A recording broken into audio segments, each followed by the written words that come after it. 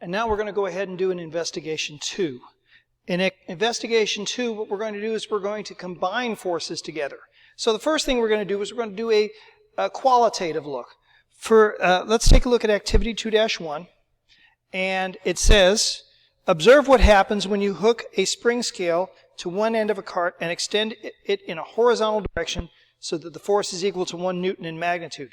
Be sure to keep the spring scale extended to 1 Newton during the entire motion of the cart. So there's your spring scale, and I'm going to pull it out. It's going to be kind of hard to see, but I'm going to pull out about 1 Newton of force. If anybody wants to come in on their own time, I'll have this equipment up front set up so you could come in and actually run this. So I'm going to hook it up to this paper clip here that I've used as a hook, and keeping an eye, I want to go to about 1 Newton of force. When I let it go, it immediately pulls in. So if I'm going to keep it at 1 Newton of force, I've got to keep accelerating it. I've got to go faster and faster. Let me repeat that. 1 Newton of force. It's a pretty good acceleration right there. Okay. So question 2-1, does the cart move? If so, how? Does it move with a constant velocity or does it accelerate? It accelerates as I'm pulling it. Question 2-2, draw an arrow next to the diagram above to represent a scale drawing of the magnitude and direction. Let 5 centimeters of arrow length represent 1 Newton of force. Label the arrow with FA. So FA should be 5 centimeters long to represent 1 Newton of force pull. Now, question number 2, what kind of motion results when I take 2 spring scales? I'm going to apply 2 spring scales, and I'm going to try to give half a Newton of force on each one. So here's the 2 spring scales, one hooked up there, the other is hooked up there. I'm going to pull it half a Newton, which is only down to the first major tick. So that's about for that. As you can see, they're going to have a bit of an acceleration as well. And I'm going to go ahead and try that acceleration again. So let's see, here we go here. Set it up. Looks like I got to have the same kind of acceleration, don't I? So half a Newton on each scale results in the same, it looks like results in the same acceleration. So that's question 2-3, describe what you did and compare the motion of the cart. Question 2-4, draw arrows next to the diagram above that represent a scale drawing of the magnitudes. Let 5 centimeters of length represent each Newton of force. So if I'm pulling half a Newton for each one, then that's going to give me, if I pull half a Newton for each one, then that's going to give me 2.5 centimeters for each of those arrows. Okay, question 3. What kind of motion results when I take 2 spring scales, but I hook them at opposite ends? So I'll hook one on this side over here, and I'll hook the other on this side over here. So let's take the 2 spring scales, and I'm going to apply 1 Newton of force for each one. So there's one spring scale hooked there, and here's the other spring scale hooked here, and I'm going to pull. So there's 1 Newton of force on this side and 1 Newton of force on this side, and I don't have to move. The cart is not moving. I have 1 Newton of force applied on each scale, and the cart is not moving. So question 2-5, does the cart move? If so, how? What do you think the combined or not applied force of the cart is equal to in this situation? Question 2-6, draw arrows next to the diagram above that represents the scale drawing of the magnitudes and directions of the forces. Again, let 5 centimeters of arrow represent each Newton of force. So you should have a 5 centimeter arrow to the left and a 5 centimeter arrow to the right. Do one-dimensional forces seem to behave like one-dimensional vectors? Why or why not? Well, if we add force A and force B together, it seems to be that they are additive. That is to say, if they're both pulling in the same direction, they add together. But if they're pulling in opposite directions, they can cancel out. Now, pulling carts with spring scales is awkward. So what we're going to do is we're going to use a fan cart instead in order to make our measurements. So to do that, I'm just going to remove this weight that I used for inertia. And I'm going to add on this device here. It's just a fan accessory, which I will clamp on. And when I turn it on, this will provide a continuous force. We have one. This will be cart A, the blue one. The red one that I have here will be cart B. And I'll place them in front of me like so. That leads us into activity 2-2, which is cooperating fan units. Okay, what we're going to do is we're going to have both of them pointing toward in this case, pointing towards screen right. If the right hand, so let's see how it works out. First, we got to set it up. Here's our force sensor, which I'm going to place over here. And then here's my two carts. And I'm going to have the two carts connected together the entire time. So I'm going to place the two carts onto the track and connect them together using the Velcro closures to hold them together. This way, I will keep the mass consistent, so the acceleration will be, I won't affect the acceleration with the mass. Okay, so let's find out. What is the force? We need to find the force of fan A by itself. Okay, so I'm going to zero the force sensor. I'm going to hook it up to the carts like so with the paper clip. I'm going to turn on fan A, and fan A is now blowing against the force sensor. And while it's sitting there like that, I'm going to go ahead and start recording.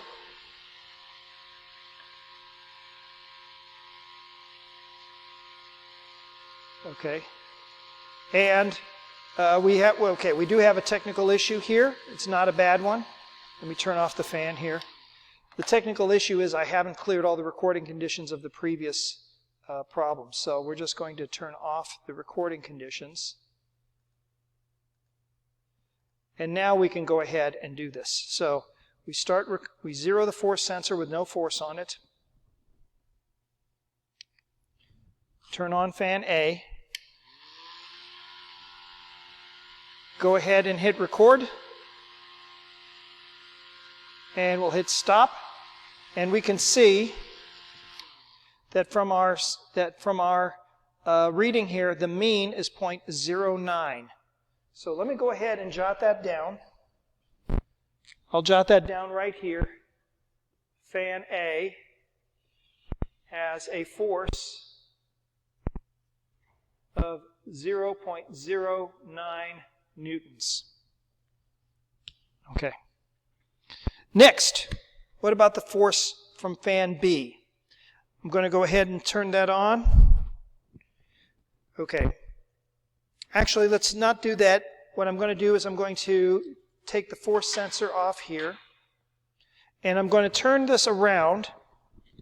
And now what we're going to find is what is the acceleration that is caused by fan A. So, that's a question 2-9, does the cart move? If so, okay. Question 2.8, on a scale of 10 centimeters to represent each newton of force, draw an arrow on the diagram below to represent the force vector for fan unit A. So in this case, the force vector should be 9 centimeters long. Now we're going to place the motion detector on the left side of the ramp just in front of the force probe where it is mounted. Remove the string. We've got that taken care of. What we're going to do now is we're going to find the acceleration. So we're going to turn on the velocity graph now. And we're going to delete that. And what I'm going to do is I'm going to start recording. I'm going to turn on fan A. And I'm going to start recording. Okay, that does not look like a good data run, so I'll go ahead and delete that. I'll keep fan A going. And we'll repeat the experiment.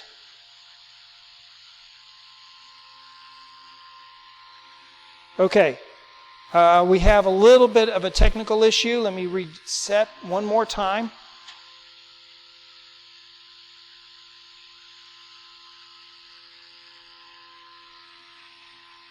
Okay, I'll turn off fan A.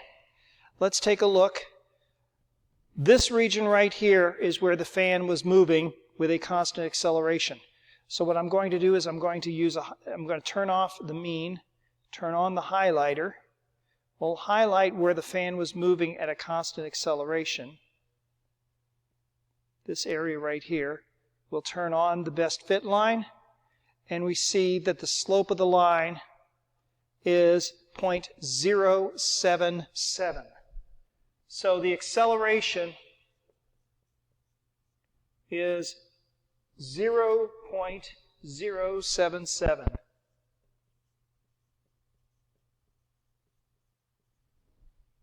Okay. That leads us to question 2-9. Does the cart move? If so, and how? Does it move with a constant velocity or does it accelerate? What would you say is the effect of the single force of fan A toward the motion of the right of the cart? So we've got that set up pretty good. Now, let's go ahead and we're going to measure the force applied by fan B.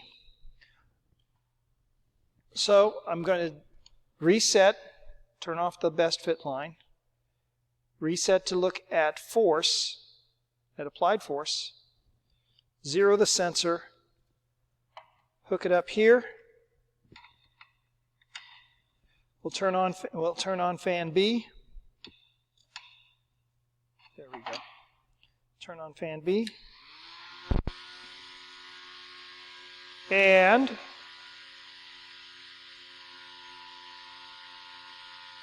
that's a good enough amount of time. Turn off fan B and turn on the mean function. We see the mean for fan B was 0.011. Sorry, 0.11 newtons. 0.11 newtons of force for fan B. Question 2-10, using a scale of 10 centimeters to represent each newton of force, draw an arrow on the diagram below to represent the force vector of fan B. So in this case, your fan B should be 11 centimeters long for that force vector. Now, we're going to go ahead and, to this point right here, turn on fan B. Change to read velocity, and we'll go ahead and get the velocity.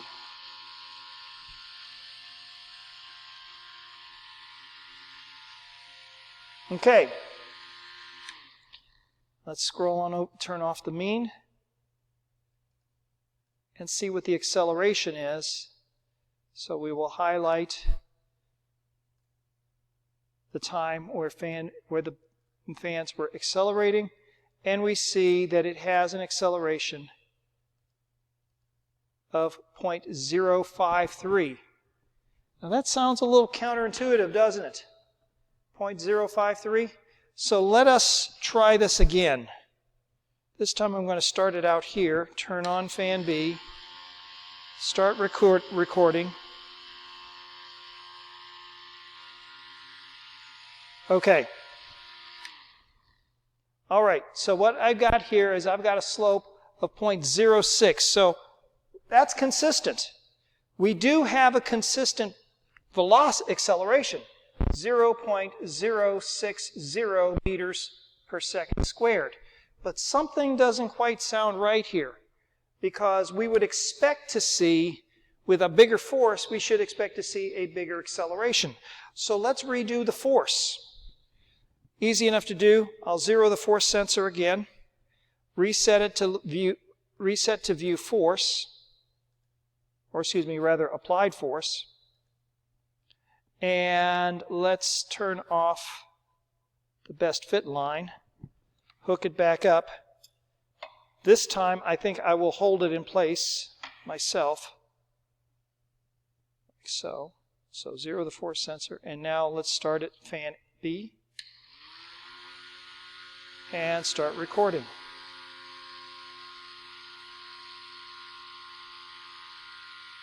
Okay. And what we get here is a mean of 0.10. Okay, so let's go ahead and use 0.10. All right, so far so good. Now comes the next question. Prediction 2-1. Suppose you turned on both fans at the same time. What do you suppose the effect of the combination of the two forces be on the motion of the cart? So if we turn on both of the fans, we should expect to see a combined force of 0.09 and 0.10, and then we would expect to see the acceleration to increase in some similar manner. So let's go ahead and do that. First, we'll set up the force sensor.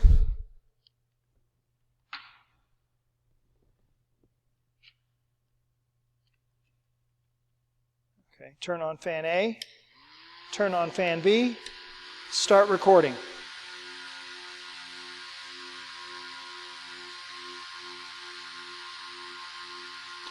Okay. What we see is a force of 0.16. So fan A and B gives us a 0.16 newtons. That is not the direct sum. Can't get around it. That's just what it is. Now let's go ahead and do the motion. What's the acceleration? So we'll go ahead and select velocity. Turn off the mean. Turn on the best fit line. And let's see what happens. Fan A on, fan B on.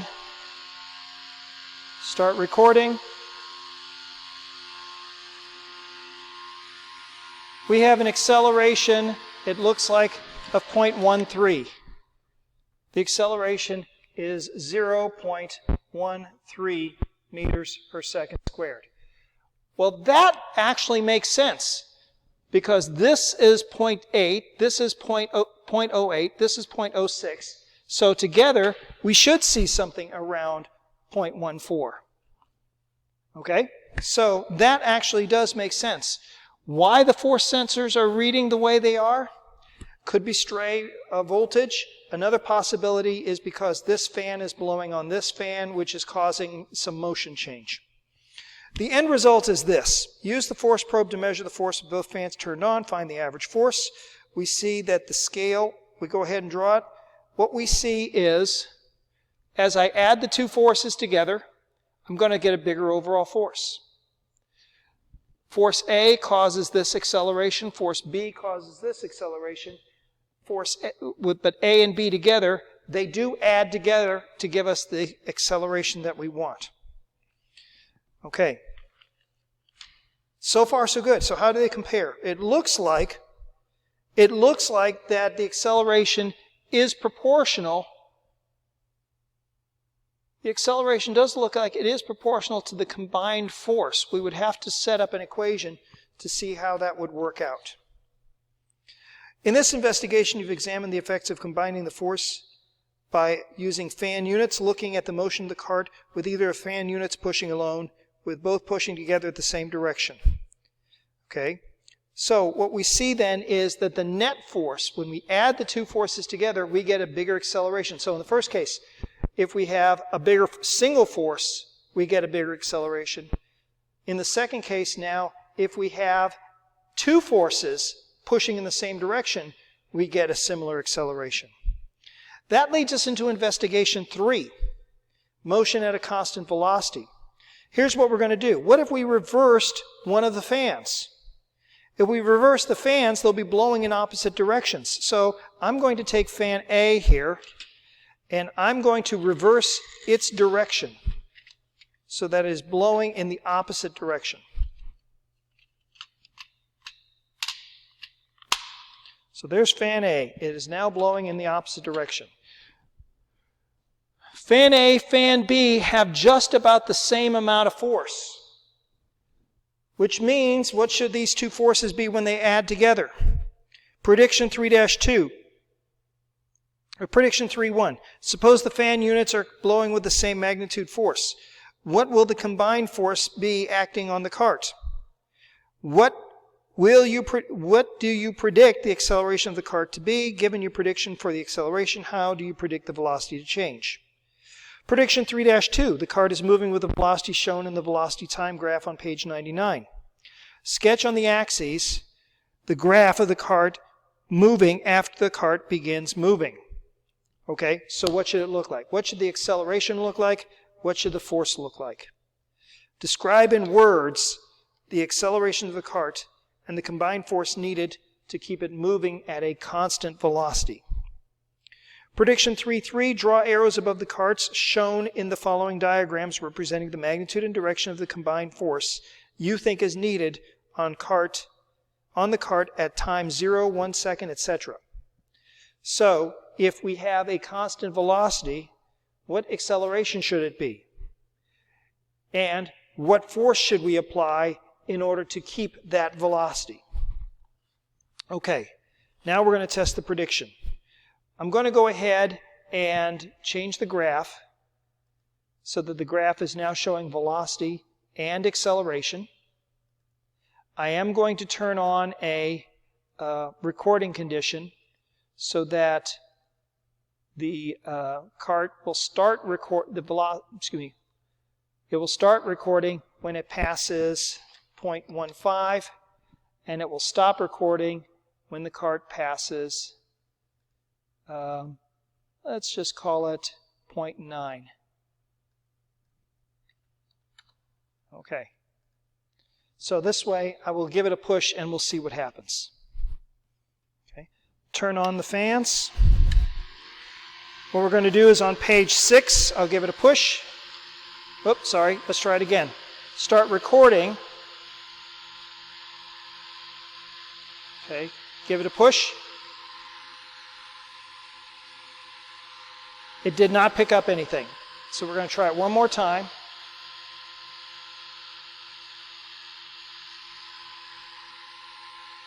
Okay.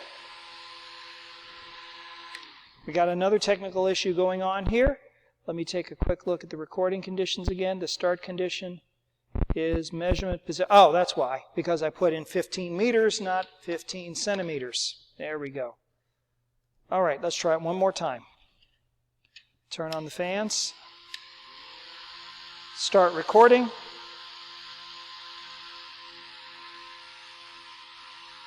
Okay. Turn off the fans. Let's take a look. The acceleration looks very close to 0. Let's take a look at the velocity.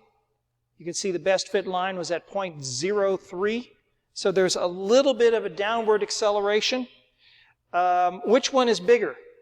Fan A or fan B? The blue is fan A. The red is fan B. You would expect then that it would be a slight negative acceleration, and looking at the slope, it looks like there is a slight negative acceleration because B is pushing it back a little bit.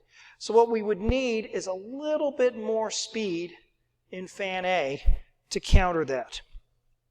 So compare the graph. So question 3-3. Compare the graphs with the larger push with those with the smaller push. So let's do it again.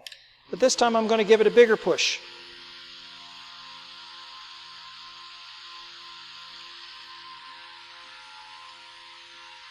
Okay. Let me go ahead and highlight, not that one, sorry. Let me go ahead and highlight the velocity graph. And what we see is the acceleration on the velocity graph is like 0.03. So there's a little bit more of an acceleration, but not really that much. Now I'm going to do it again, but this time really push it.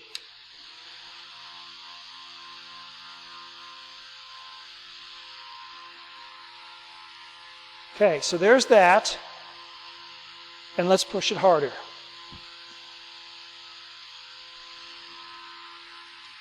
Okay. Now, as you can see, between that run and the previous run, the lines are pretty much flat. If you take a look at the acceleration graph, you see the acceleration graph pretty much lines up right on itself. So the point I'm trying to get at is this. Does it matter what the velocity is? And the answer is no. The acceleration is still the same in both cases. So if I have the same forces in both experiments, I get the same accelerations in both experiments. The only thing that's different is the velocities themselves. What the acceleration is does not depend on the velocity. What the acceleration is depends upon the force that you're applying. So in question 3-5, what combined force on the cart will cause it to move with a constant velocity? And the answer is it has to have a combined force of 0. Right now we have a combined force of 0.01, negative 0.01. Okay, well, that's all I've got for lab number 4. Best of luck. If you've got any questions, please ask questions. Contact me. Come in and see me during the office hours. Thank you very much.